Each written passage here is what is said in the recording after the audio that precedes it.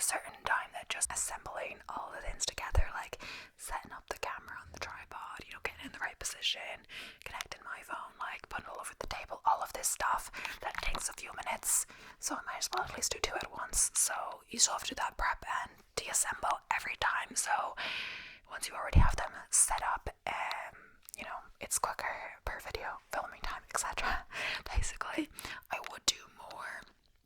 There's a limit, like after 2, I'm kind of feeling like I've filmed enough videos. That's like an hour 20 or more, depending of whispering. Sometimes I cut some of it out, but I'm still like, I've still filmed it, etc. But yeah, either way, I'm gonna get straight into today's video. So today's video is interesting behind the scenes, movie facts, etc. Stuff like that. I did do like a movie, accidents that happened on set, but it is a channel members video, so you can only access that if you're a channel member. So it might be similar, but I think this is more just stuff that happened. This isn't per se accidents, hopefully, so there won't be too much crossover. But yeah, but as I learned from that video, a lot of stuff can happen on the set of films, a lot of accidents, especially with stunts and all of those stuff like that. But yeah, it says we're going to start with 30 of the most interesting, so they're calling it behind the scenes facts, movie facts shared by people, of course. So I'm going to do a little, this is a little introduction. Read that first. So it says, when it comes to great movies, the films themselves are just a part of the experience. The reality is that there's a lot of interesting stuff happening behind the scenes, stuff that ordinary viewers don't really get to see. But lucky for us, some curious people actually managed to dig up these secrets and share them with the world. So a little while ago, one Reddit user asked movie buffs to share some of the most interesting behind the scenes facts they know, received numerous answers that might change the way you see some of your favorite movies. Check out some of the best answers in the gallery below. It is a Reddit user, so I'm not sure how credible these are. Hopefully they are. Anyone can write anything on Reddit without, fact checking, etc. But, it's the, positive and negative of the internet, accessible information, but then is all the information reliable? No. So, while filming Total Recall, Schwarzenegger noticed that the Michael Ironside was constantly on the phone between takes. When he approached the subject with Ironside, he was told that he was phoning his sister and that she was currently suffering from cancer. Arnold immediately brought Michael to his trailer and they had an hour-long 3-way conversation with his sister about what exercise to do and what kind of foods you should be eating. It really lifted her spirits. Ironside has never forgot Schwarzenegger's kindness, and neither has his sister, so that's really nice, yeah, heartwarming. So, in Scrubs, the janitor almost never read his script and just improvised his role. Bill Lawrence actually said that in the scripts he had whatever Neil says on his lines. That's funny. While looking for a tattered coat for the character playing the wizard in The Wizard of Oz, a costume assistant bought one from a second-hand store. When the actor put the coat on, he turned the pocket inside out. Written in the pocket was a name, L. Frank Baum, who is the author of The Wizard of the Oz books.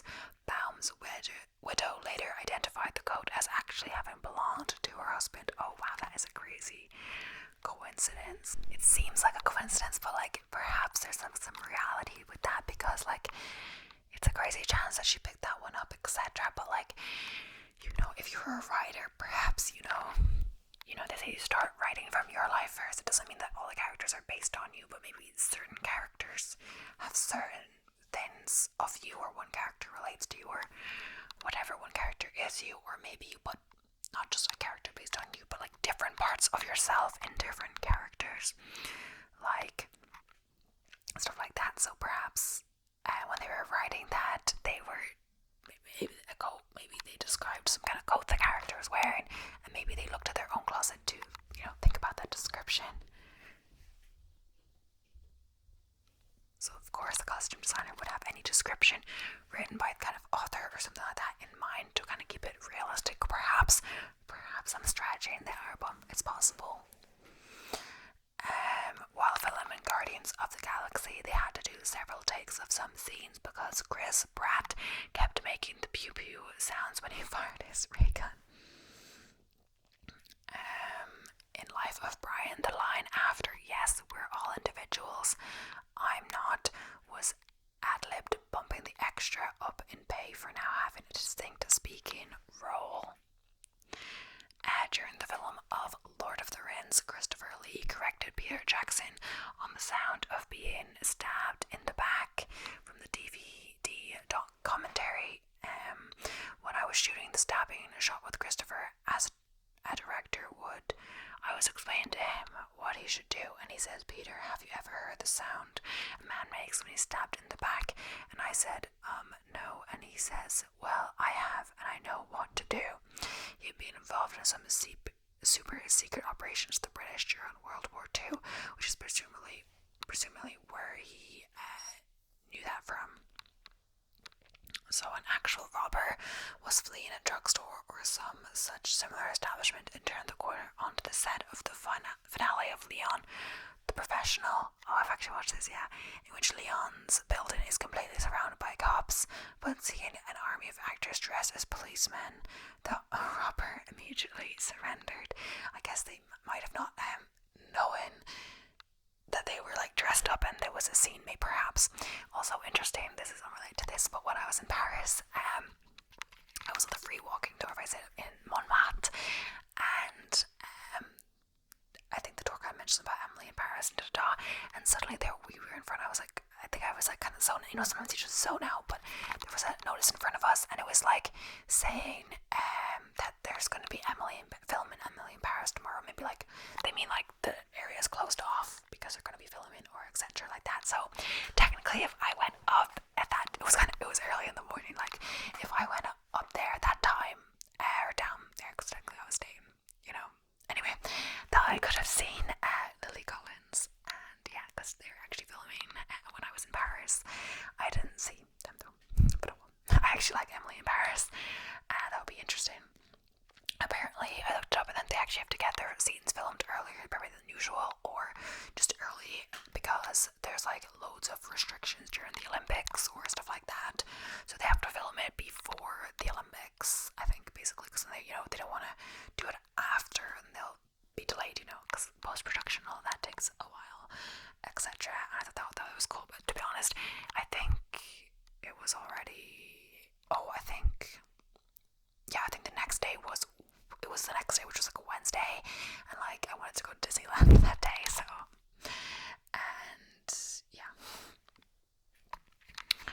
I wasn't like, just gonna try and like see the Emily in Paris film, though that would be kind of cool, for sure. I'm not sure how close you could have got to it, but oh well. What actresses or actors were in the scene? I didn't like think. When I think of the background, I didn't like, maybe if I watch Emily in Paris again, maybe I'll recognize things from when I was in Paris, but maybe not. So next up, while filming Harry Potter and the Chamber of Secrets, Bella, the Neapolitan Mastiff that played Fan, got very protective of Daniel Radcliffe and would jump in front of him whenever the drug spider for Aragog would come out to defend him, resulting in them having to refilm the scene multiple times. Oh, that's sweet. In the Shawshank Redemption, there's a scene where a guy feeds a maggot to a crow. The American Humane Association made them find a maggot that had died of natural causes to feed to the crow.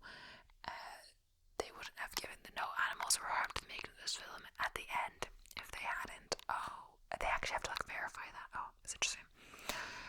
In Apollo 13, they filmed in NASA's Vomit Comet, a plane that flew at high altitudes and would create parabola movements to simulate a short period of low gravity.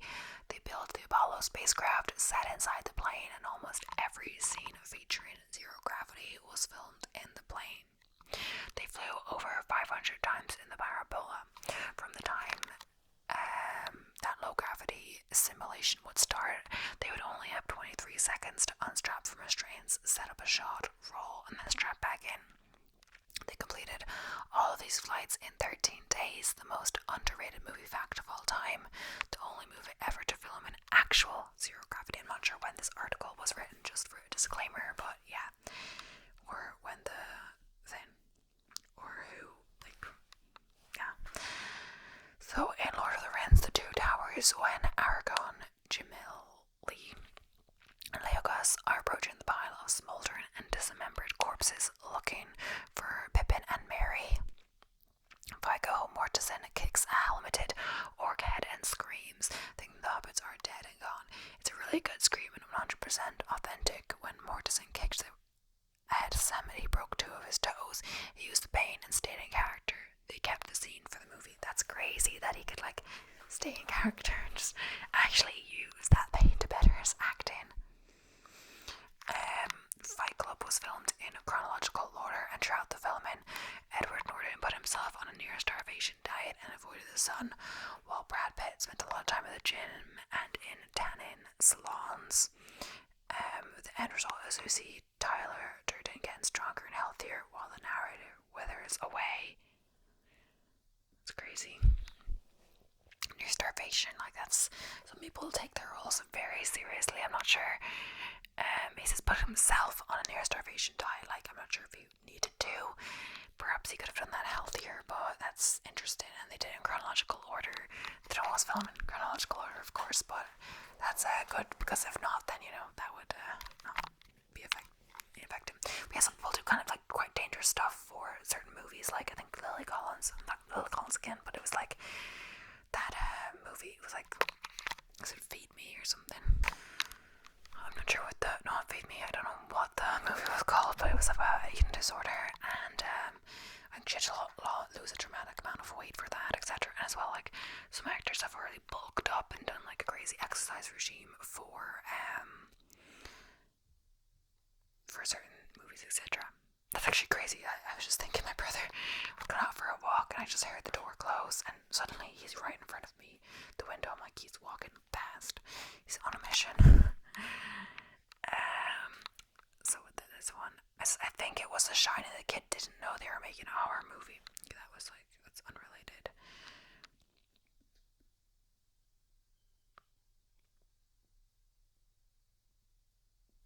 It says in Avengers, Robert Downey Jr. would hide food around the set and eat them while filming. The crew would attempt to find his stashes, but never did. All of those times he was eating on screen were unscripted. Oh, so he's just hungry. Okay. Monty Python's Life of Brian stirred so much controversy that production company EMC pulled the funding just days before filming was set to begin. George Harrison heard about this and paid for the entire production of the film with his own money.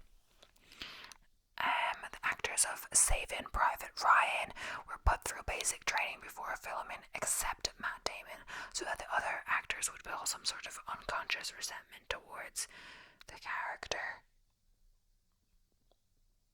It's interesting. I wonder why. I'm not sure the plot of that movie. Maybe it works for the plot. Maybe it's like they do some of these things like to make the acting more realistic. I'm not saying they're bad actors or whatever, but like it's a certain amount, like that actually going through something or actually having a bond versus not having a bond will come across, like even when you're acting, etc. So during the filming of The Princess Bride, Mandy Patinkin's Inigo Montoya father died from cancer. When he came back from the funeral, they had to shoot the scene where he kills the 6-fingered man. It gives him a special fire in his eyes when he says, "I want my father back. You son of a B-word." That's crazy. When Coppola and Lucas, close friends and filmmaking buddies, were planning Apocalypse Now, which George Lucas was originally supposed to direct, they gave a small role to their carpenter, Harrison Ford, in return for Ford's work on a desk for Coppola's office. Ford also got a role in Lucas's American Graffiti a few years prior, this same way. During the casting for Star Wars, Lucas needed someone to read Han Solo's lines while actors auditioned for Luke. He quickly asked Ford to do it, and afterwards one of the producers there came up to Lucas and pointed out that he already had his Han Solo in Ford, thus beating out Kurt Russell for the role. So he was originally the carpenter. It's interesting. So one of my favorites is from Predator, like not me, whoever is writing the article, etc. Jess Ventura was delighted to find out from the wardrobe department that his arms were 1 inch bigger than Arnold Schwarzenegger's. He suggested to Schwarzenegger they measure arms with the winner getting a bottle of champagne. Ventura lost because Schwarzenegger had told the wardrobe department to tell Ventura that his arms were bigger. Oh, that's great. It's a bit shady. In Requiem for a Dream, I think I did actually watch it, yeah. There's a scene where Ellen Bernstein gives a monologue about how terrible it is to grow old and useless, and being credited for her Best Actress nomination. Unlike the rest of the movie, where every shot is very carefully planned and framed, the camera here goes a little shaky and off-center. This was not planned or intended, and director Darren Aronofsky started to throw a fit as soon as the scene was cut, because Ellen Bernstein had just delivered an amazing performance and the cinematographer had screwed it all up. As it turned out, the filming was screwed up because the cinematographer was so moved by Bernstein's performance that he was crying uncontrollably. He couldn't hold the camera still and couldn't see because his crying fogged up the eyepiece. They used that cut for the final film. Oh, that's actually really interesting. In the flower shop scene in the room, when Johnny says, "Oh hi Ducky," that was a genuine reaction. He didn't realise the dog was, in his own words, a real thing. I like the one about Raiders of the Lost Ark where Indy shoots the sword fighter. He's supposed to fight him in a shoot that would take 3 days. However, Ford was really sick from dysentery and so convinced Spielberg to do it this way. Don't know if it's that great, but it's my favorite. In The Dark Knight, whenever the Joker is leaving the hospital as it explodes and then pauses to fiddle with the detonator when the explosion stops, that wasn't supposed to happen, and Heath Ledger fiddling with the detonator was ad-libbed, and Nolan decided to keep rolling and include it in the film. This is a smaller one than the plethora of LOD or info already here, but still one of my favorites. In the movie The Holiday, I actually watched that kind of recently. There's a scene in a video rental store where Miles is introducing Iris, or did I watch it? I think I might have watched half it. I don't know if I actually finished watching that. I think I thought I was going to watch it, but I might have started watching it and then stopped watching it, but I have watched it before fully. It's introducing Iris to a variety of famous music from movies. Chariots of Fire, Gone with the Wind, etc. When he gets to The Graduate, he starts singing Mrs. Robinson, and the camera cuts over to Dustin Hoffman, shaking his head at their conversation. Dustin Hoffman's cameo was completely unplanned. He knew the director, saw a bunch of the equipment at the Blockbuster, stopped in to say hi, and they wrote his cameo in on the spot. Interesting. In Goodfellas, the spaghetti they're eating was cooked by Scorsese's mother. The famous scene of Vito Corleone holding a cat was not scripted. He just found a cat. In Raiders of the Lost Ark, the snakes, being cold-blooded, went towards the throwing torch, causing the director to complain at the snakes, "You're ruining my movie." In Alien Resurrection, Sigourney Weaver really did make that no-look over the shoulder basketball shot. Ron Perlman almost blew the tape because he was so surprised. In Anchorman, during the Sex Panther scene, Paul Rudd was determined to make Will Ferrell laugh and break character, since it was always the other way around. He thought that this would be accomplished with the 60% of the time it worked, because every time a line Will fire back with that doesn't even make sense line without skipping a beat, once again making Paul/others break character yet again. So in Die Hard, when filming the shot of Alan Rickman falling from the window, they gave him a countdown, then dropped him, as they said, the shock on his face as he realized is all real. Oh, that's crazy. Things they do to get real emotions, you know. I guess it will be like, if it's real, your real shock will be better than your acted shock, who knows. But yeah, that's the end for that article, but I'm going to move on to another one, and Alan Rickman is Snape in Harry Potter. I saw Die Hard, I was like, he's familiar, that voice is familiar. Sometimes what gets me is like the characters look actually quite different. It's the voice that gets me. Like I was watching Pet because I've watched the later seasons. I started the later season first, and then I started from the start. So Neville, who's a detective inspector from I don't know when, like season 9 or season 10 onwards, I'm not sure. He was like one of the main characters, detective inspector. Yeah. So as rewatching, I'm starting from the start, and then season 3 or something. I'm not sure when it was. Season 3 perhaps, or maybe season 2. I actually saw him, and I was like, what got me first was the voice, but it's him like much younger, because it's film first, obviously. So he was the first, one of the characters in like an episode. They're like kind of standalone episodes with some overarching storyline. So he's like a character that only need to be in one episode, but then later, he was one of the main characters. So it's interesting.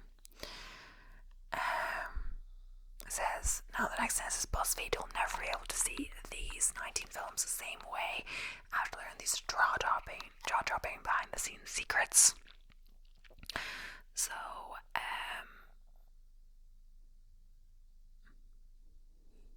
this is The Wizard of Oz 1939 set was a horrendous fever dream, and not only did cowardly Leon actor Bert Lauer have to wear a sweltering costume made of real lion hair, but the original Tin Man actor Buddy Ebsen suffered tremendously after ingesting aluminum from makeup into his lungs as his skin turned blue and he struggled to breathe.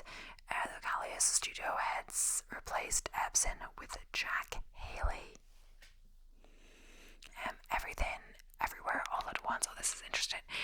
Visuals, they blew our minds in 2022, but they're made even more impressive given the newbies behind them. Instead of hiring a fancy post-production company, the movie's visual effects were created by a small team of filmmakers who learned the craft from the comfort of their bedrooms. 5 people created over 80% of the shots, barely using CGI because they weren't particularly great at it. The team was led by Zach Stulz, who had never been an effects supervisor on a feature film, and that has got like a lot of praise for their special effects. Watching Christopher Mintz. Oh yeah, never mind. Jim Carrey wasn't entirely faking his attitude as the Grinch and How the Grinch Stole Christmas. The amounts of makeup and prosthetics made Carrey quite the sour apple on set. Working with him was such a harrowing experience. The special effects makeup artist Kazuhiro Tsuji had to seek therapy. I think he took on like a lot of makeup to become like the Grinch, The most notorious behind the scenes Wizard of Oz incident involved Margaret Hamilton, who played the Wicked Witch of the West, who, when the effects crew butchered a fire stunt, Hamilton suffered the consequences. Alongside the terrible burn damage to her face, the skin on her hand was also seared, and she later wore green gloves instead of makeup when she resumed filming. It took her 6 weeks to recover.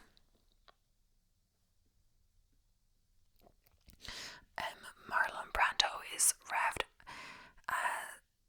revered as one of the greatest actors of all time, but his roles take on a new form when you learn he was reading cue cards while the cameras were rolling. Yes, even in films like The Godfather, Brando was reading a perfectly placed printout of his lines during any given scene, if it ain't broke. Those prominent, breathtaking shots of cornfields in Interstellar weren't crafted with CGI. Director Christopher Nolan insisted on having 500 acres of real corn planted for the movie, and the filmmakers even turned a profit by selling the corn they didn't destroy while filming. It's interesting. The bees you see in the 1992 horror classic Candyman were all real. Yes, they include the bees coming out of Tony Todd's mouth in the movie. Most memorable sequence, a dental dam prevented the insects from sliding down the actor's throat. He got stung 23 times while filming the disturbing scene, but was nicely compensated for his pain. Todd negotiated a bonus of $1,000 for every sting. It's crazy. It's hard to look at Drew Barry's more iconic scream, opening the same when you know a worried 911 operator was on the receiving end. Her character, Casey Becker, desperately called for help on screen, but Barrymore accidentally dialed 911 in real life because the film's about master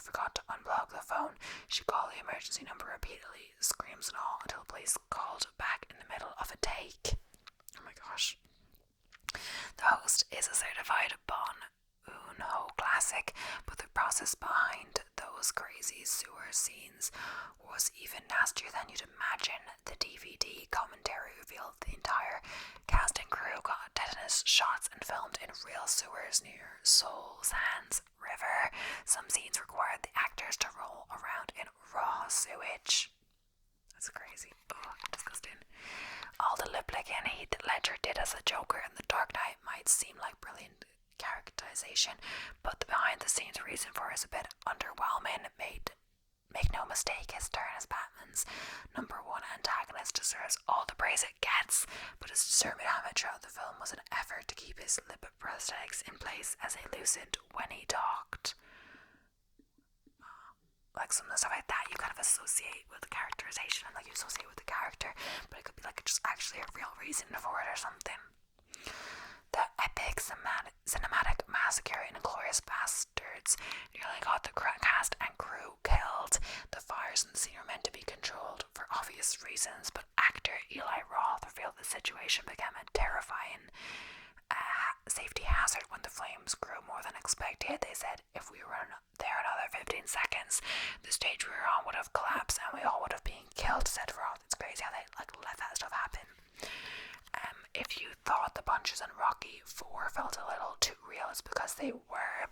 Sylvester Stallone, who wrote and directed and starred in the film, told Dolph Lundgren to actually hit him during their fight. One of those hits, a brutal uppercut, put Stallone in the hospital for 9 days. Wow. So, the 1997 Selena biopic took Jennifer Lopez's career to new heights, but she didn't actually sing in the movie. The lovely vocals heard throughout the film belonged to late Selena Quintanilla herself, and Lopez was merely lip-syncing. Michael Myers' legendary white mask from Halloween is William Shatner's face. Seriously, the fictional killer wears a modified Captain Kirk mask from Star Trek. Production designer and editor Tommy Lee Wallace found it in a magic shop on Hollywood Boulevard. He enlarged the eye holes, removed the eyebrows and sideburns, painted the mask white, and darkened the hair to create the horror icon we all know and love. Pulp Fiction's famous burger scene was inspired by Samuel L. Jackson auditions for the film. He was upset, tired, and utterly insulted when someone from production told him, "I love your work, Mr. Fishburne." So Jackson entered the audition room with a burger in one hand, a drink in the other, and tense look in his eye that scared everyone in the room. There are Starbucks cups all over a Fight Club. Some are hidden, some are a little easier to spot, but according to director David Fincher, they tucked into every shot. He claimed that when he moved to LA in 1984, he struggled to find a good cup of coffee. Then Starbucks came along and changed his life. Okay. New York City feels shockingly grimy and Taxi Driver because it was filmed in the summer of 1975 when the city's economy was in shambles. There was also a sanitation workers strike and a heat wave, meaning that all the garbage and nastiness we see on screen was 100% authentic. All those bubbles floating around in Little Mermaid were drawn by hand. More than 1 million bubbles were required for the animated classic, and the task was so arduous that Disney had to farm out most of the workload to China-based firm Pacific Rim Productions. Did you know any of these behind-the-scenes facts for all of that? So we're going to do a few more, and that will then be the end. So the first one is, this is about horror movies, though, specifically, but I didn't want to do the whole thing about horror specifically, but so the last few will be about horror movies. So, The Real Cabin in the Evil Dead. So 1981's The Evil Dead is responsible for birthing the Evil Dead franchise, and also director Sam Raimi's career. It was his directional debut and was given a meager budget of $375,000. To fit inside this budget, the crew couldn't afford to build a cabin where most of the stories was set. They instead found a remote cabin in a wooded area of Morristown, Tennessee. During pre-production, all crew members slept in the cabin, which had no plumbing and very little space. It was a difficult environment and reportedly led to numerous arguments among the crew. So child actors are terrified of the clown It. So 1990/2017, there were original 1990 miniseries It and its modern two-parter movie remake in the 2010s has undoubtedly contributed to the scary image that people have of clowns. In It, an entity terrorizes a small American town and captures its children. It can take many forms, particularly the form of the children's fears, but one thing that it favors is to appear as a scary clown.